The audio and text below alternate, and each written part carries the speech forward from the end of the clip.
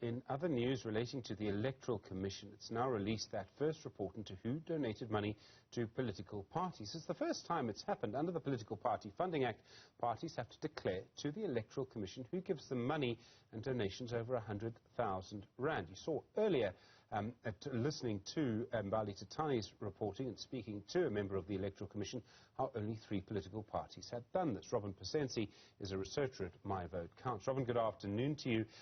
We need to start with this. Only 3 political parties, so it was the ANC, the DA and Action SA, had declared donations. Does that mean the other parties are breaking the law? It doesn't mean that, does it? Yeah, first of all, good afternoon, Stephen, and thank you for having me on the show. You were absolutely correct. We can't make the assumption necessarily that because only 3 parties made disclosures that the rest are breaking the law. I think what is important to keep in mind here is that you must disclose qualifying amounts, and the qualifying amount is 100,000 rand and above. That is the threshold, and the reporting period is obviously a very short period. It's only from the time that the Act was promulgated, which was the 1st of April this year, up until the end of June. So what other parties could possibly be saying is that for that particular reporting period, they did not receive any qualifying amounts of 100,000 rand and above. So what's interesting about this is the timing. It's just before an election, and there was maybe a little bit of doubt that we wouldn't have an election this year, but now we do.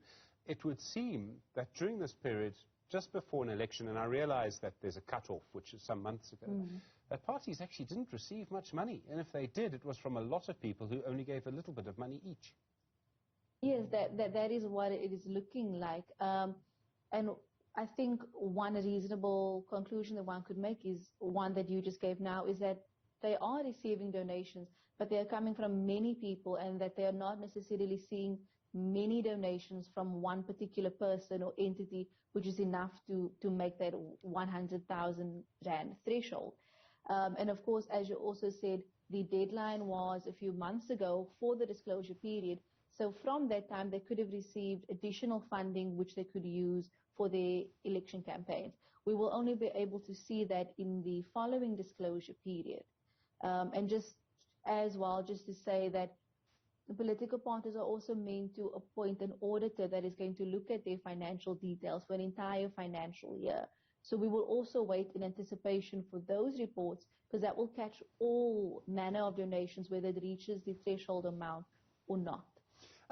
It's interesting because, what it says is that during this time, the Inkatha Freedom Party, the African Christian Democratic Party, the Economic Freedom Fighters, many others, didn't actually receive large donations that they've declared. I find that a little surprising. I think you're absolutely right there, and so are we. I think obviously we are reacting to this information in the same manner and time as everybody else, and that is something of concern that we are noting, is that while we recognize that parties like the ANC or the DA are large parties, there are also many other recognizable parties, those that you just mentioned here as well, that have operated in South Africa for a very long time and do have a large supporter base. So it is worthwhile to investigate and see what is the nature then of that those political parties are saying they did not receive the qualifying funding during this time. Again, we can give leeway for the fact that it's only qualifying disclosures and that the reporting period was for a small amount of time. So anything that took place before the 1st of April, for example, would not have been included. So those are things to take into account as well. So, Robyn, there's a small part of my soul that wants to be nice and kind and trusting of political parties, but I'm afraid as I get older, the other part of my soul gets slightly bigger and it gets a little less trusting of political parties and politicians. It is a bit more cynical. Can we trust that they've all obeyed the law, I suppose, is the question. Impossible for you to answer, perhaps. Yeah, I think perhaps impossible at the moment to answer that question effectively or truthfully from my point. But that is essentially the question that's going to drive the work of My Vote Counts and the coalition and party funding that we are part of.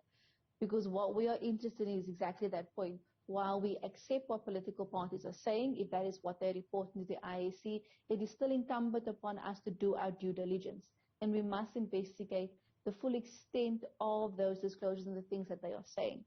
So while we may not be able to answer that now, in time to come, we should have a clearer picture and should be able to answer that question a bit better. All of this is really important. I mean, this is a fundamental change to our politics. I mean, at a time when there's actually less trust of politicians and less legitimacy for politicians than there's been for some time, could we find that this one mechanism, making parties declare where their money comes from, really does make a big change? I mean, a positive change. Well, I think that is the hope, but I think one must temper that hope with the reality and the understanding that the PPFA was not drafted as a piece of legislation that was going to combat all forms of corruption at every point in our politics or government. Where this is situated is corruption or illicit money flows specifically for our political parties. And I think there we can see significant change. But this would also depend on a shift in political culture where we are asking our politicians, our elected officials to always work in our best interest and not theirs or private money. So that's going to take some time. So I think we should judge the PPFA on those merits, and I think that it can achieve that. We just need to be vigilant and continue to look at the spaces, even with the PPFA being here, about what are the opportunities for this kind of corruption to continue, and hopefully put a stop to it.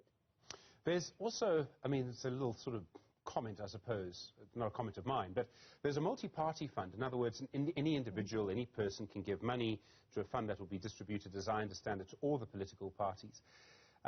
It received one donation from one person. Does that show that not a lot of people feel inclined to give money to everybody? I mean, that could be the case. Look, this is something that is completely new for us. We don't perhaps have the kind of culture where we have just ordinary members of the public making donations for the greater good of democracy. But this is what the Multi-Party Democracy Fund is asking of people, is that you become invested in your politics that shifts away from party allegiance. And I think that's going to be a big project that we need to work towards.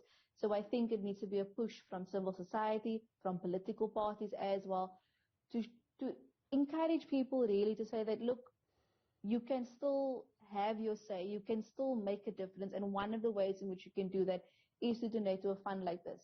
And then this is allocated to all political parties, and this should create a more fair and competitive environment.